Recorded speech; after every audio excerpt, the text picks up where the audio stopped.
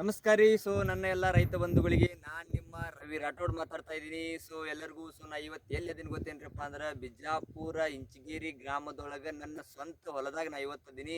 So ಈ ರೀತಿ ತೊಗರಿ ಬೆಳೆದ ನೋಡಿ ನನಗೆ ಭಾಳ ಅಂದ್ರೆ ಭಾಳ ಖುಷಿ ಆಗತ್ತದ. ಸೊ ಅದರಿಂದ ಒಂದು ರೀಸನ್ ಅದ್ರಿ, ಯಾಕಪ್ಪ ಅಂದ್ರೆ ಅದ್ರೊಳಗೆ ಮನೆ ಬೀಜ ನಾನೇ ಬೆಳೆದಿರುವಂಥ ಬೀಜವನ್ನು ಮತ್ತೆ ಬಿತ್ತನೆ ಮಾಡಿ ಈ ರೀತಿ ತೊಗರಿ ಬಂದೈತಪ್ಪ ಅಂದ್ರೆ ನನಗಂತೂ ತುಂಬಾ ಖುಷಿ ಐತ್ರಿ. ಸೊ ತಮ್ಮೆಲ್ಲರಿಗೆ ಇವತ್ತು ವಿಡಿಯೋ ಮಾಡೋ ಉದ್ದೇಶ ಅಂದ್ರೆ ಇಷ್ಟೇ ರೀ. ಸೊ ಯಾಕಪ್ಪ ಈ ವಿಡಿಯೋ ಮಾಡಾಕತ್ತೀನಿ ಅಂದ್ರೆ ಎಲ್ಲರಿಗೂ ಕೆಲವೊಬ್ರಿಗೆ ಡೌಟ್ ಇರ್ತದ, ಯುವ ಕಿಸಾನ ನಾನು ಯುವ ಕಿಸಾನ್ ಔಷಧಿಗಳನ್ನ ಕೊಡ್ತೀನಿ ರೀ ಎಲ್ಲ ಬೆಳೆ ಸಲುವಾಗಿ. ಸೊ ಯುವ ಕಿಸಾನ ಬೀಜೋಪಚಾರ ಮಾಡಿದ ಮೇಲೆ ಕೆಲ ರೈತರಿಗೆ ಡೌಟ್ ಇರ್ತದೆ ರೀ. ಏನಿರ್ತದೆ ರೀ? ಸೊ ಹೂ ಬಿಡ್ತದೆ ನಿಲ್ರಿ ಸರ ಅಂತ ಹೇಳಿ, ಅದು ಒಂದು ಸಮಸ್ಯೆ ಭಾಳ ಜನರಿಗೆ ಕಾಡ್ತಿರ್ತದೆ. ಒಳ್ಳೆ ಥರನಾಗಿ ಇಳುವರಿ ಬರ್ತದೇನಿಲ್ರಿ ಅಂತೇಳಿ. ಆದ್ರೆ ಸರ ನಾನು ಹೇಳ್ತೀನಿ, ನನ್ನ ಹೊಲದ ಮೇಂಟೇನ ನಾನು ಮಾಡಿರೋದು ಓನ್ಲಿ ಒನ್ ಯುವ ಕಿಸಾನ್ ಮತ್ತು ಯುವ ಕಿಸಾನ್ ಡೆವಲಪರ ಬೀಜೋಪಚಾರ ಮಾಡಿದ್ದೀನಿ. ಕಾಳಿಗೆ ಔಷಧ ಲೇಪನ ಮಾಡಿ ಬಿತ್ತನೆ ಮಾಡಿದ್ದೀನಿ. ತದನಂತರ ಏನು ಮಾಡಿದ್ದೀನಿ ಸರ, 2 ತಿಂಗಳ ಆದ್ಮ್ಯಾಗ ನಾನು ಏನು ಮಾಡೀನಿ ಸರ್, ಇದಕ್ಕೊಂದು ಸ್ಪ್ರೇ ಕೊಟ್ಟಿದ್ದೆ ಏನ್ರಿ. ಲಾಸ್ಟ್ ಟೈಮ್ ವಿಡಿಯೋ ಕಳಿಸಿದ್ದೆ, ಅಪ್ಲೋಡ್ ಮಾಡಿದ್ದೀನಿ ಆಲ್ರೆಡಿ ಅದನ್ನು ಕೂಡ. ಸೊ ಅದು ಅವಾಗೇನು ಹೂಗಳು ಇರಲಿಲ್ಲ ರೀ, ಈ ರೀತಿ ದಟ್ಟವಾಗಿಯೂ ಇರಲಿಲ್ಲ.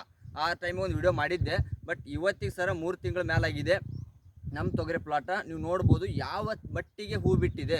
ಸೊ ಯಾವ ಮಟ್ಟಿಗೆ ಹೂ ಬಿಡಬೇಕು, ಹೆಂಗೆ ಹೂ ಬಿಡಬೇಕು, ಹೂ ಎಷ್ಟು ಬಿಟ್ಟರೆ ನಿಮಗೆ ಇಳುವರಿ ಯಾವ ರೀತಿ ಬರುತ್ತಾ ಅನ್ನೋದನ್ನು ನಾನು ನಿಮಗೆ ಇವತ್ತು ಕ್ಲಿಯರ್ ಮಾಡಿಕೊಡ್ತೀನಿ ಬರ್ರಿ. ಸೊ ನೋಡ್ಬೋದು ರೀ ಯಾವ ರೀತಿ ಹೂ ಅದ. ಒಂದು ನೋಡ್ರಿ, ನೀವು ಯುವ ಕಿಸಾನ್ ಗ್ರೋತ್ ಓನ್ಲಿ ಒಂದು ಸ್ಪ್ರೇ ಮಾಡಿದ್ದೀನಿ, ಮತ್ತೇನು ಮಾಡಿಲ್ಲ ಸರ್. ಒಂದು ಕೀಡಿ ಔಷಧಿ ಕೂಡ ಮಾಡಿಲ್ಲ. ಒಂದು ಕೀಡಿ ಔಷಧ ಮಾಡಿದ್ದೀವಿ. ಈ ಒಂದು ಕೀಡಿ ಔಷಧ ಮಳೆ ಆದಮೇಲೆ ಒಂದು ಕೀಡಿ ಔಷಧನ ನಾವು ಸ್ಪ್ರೇ ಮಾಡಿದ್ದೀವಿ. ಅದರ ಜೊತೆಗೆ ಕಿಸಾನ್ ಗ್ರೋತ್ ಮಿಕ್ಸ್ ಮಾಡಿದ್ದೀನಿ. ಮತ್ತು ಯಾವುದೂ ಕೂಡ ಟಾನಿಕ್ ಇಲ್ಲ, ರಾಸಾಯನಿಕ ರಸಗೊಬ್ಬರ ಒಂದಿಟ್ಟು ಎಳ್ಳಷ್ಟು ಇಲ್ಲ.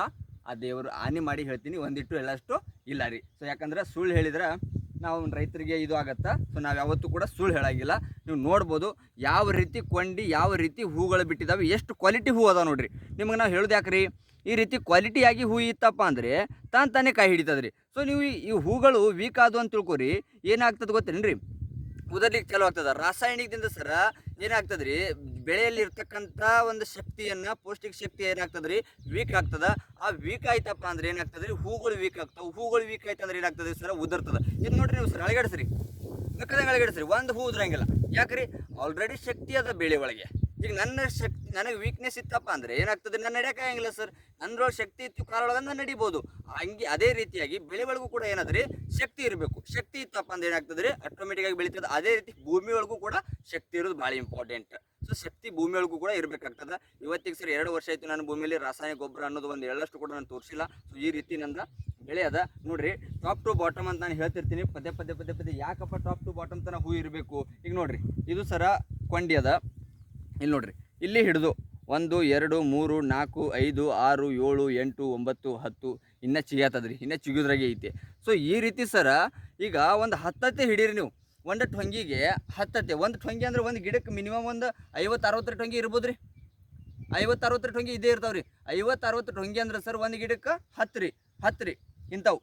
ಹೌದ್ರಿ, ಇಂಥವು 10 ಅಂದರೆ ಒಂದು ಗಿಡಕ್ಕೆ 5 ಹಿಡೀರಿ ನೀವು.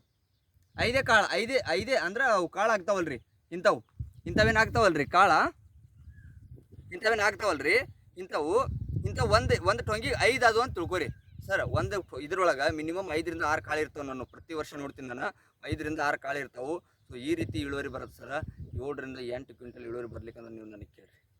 ಮತ್ತು ಅದು ನಮ್ಮ ಹೊಲದ ಮೇಲೆ ಡಿಫ್ರೆಂಟ್ ಇರ್ತದೆ ರೀ. ಮತ್ತು ನಾ ಈ ರೀತಿ ಬರ್ತದೆ, ನಿಮ್ಮ ಹೊಲಕ್ಕೆ ಬರೋಂಗಿಲ್ಲ, ನನ್ನ ಹೊಲಕ್ಕೆ ಬರ್ತದೆ, ಮತ್ತೊಬ್ಬರ ಹೊಲಕ್ಕೆ ನಾ ಹೇಳೋಕ್ಕಾಗಿಲ್ಲ. ಯಾಕಂದ್ರೆ ಅವ್ರವ್ರ ಹೊಲದ ಶಕ್ತಿ ಅವ್ರ ಮೇಲೆ ಡಿಫ್ರೆಂಟ್ ಇರ್ತದೆ. ಸೊ ಈ ರೀತಿ ಬರ್ತದೆ ರೀ. ಸೊ ನನ್ನ ಉದ್ದೇಶ ಅಂದ್ರೆ ಎಲ್ಲರಿಗೂ ಹಂಬಲ್ ರಿಕ್ವೆಸ್ಟ್ ರೀ, ನಿಮ್ಮೆಲ್ಲರಿಗೂ ನನ್ನ ಒಂದು ಮನಸ್ಸಿಂದ ಕೇಳೋದಂದ್ರೆ ಏನು ರೀ, ಯುವ ಕಿಸಾನ್ಗಳನ್ನ ಯೂಸ್ ಮಾಡಿರಿ, ತಮ್ಮ ಖರ್ಚನ್ನು ಕಡಿಮೆ ಮಾಡಿರಿ. ಸೊ ನಾನು ಇಲ್ಲಿವರೆಗೂ ಈ ಪ್ಲಾಟಿಗೆ ಖರ್ಚು ಮಾಡಿರೋದು ಓನ್ಲಿ ಬರೀ ಎಷ್ಟು ಸರ್, ಬರೀ 1500 ರೂಪಾಯಿ. ನೆನಪಿಟ್ಕೋರಿ, ಈ ಪ್ಲಾಟಿಗೆ ಇಲ್ಲಿವರೆಗೂ ನಾನು ಖರ್ಚು ಮಾಡಿರೋದು ಬರೀ 1500 ರೂಪಾಯಿ. 3.5 ಎಕರೆ ಪ್ಲಾಟ್ ಅದ್ರಿ. ಎಷ್ಟು ಎಕರೆ ಅದ್ರಿ?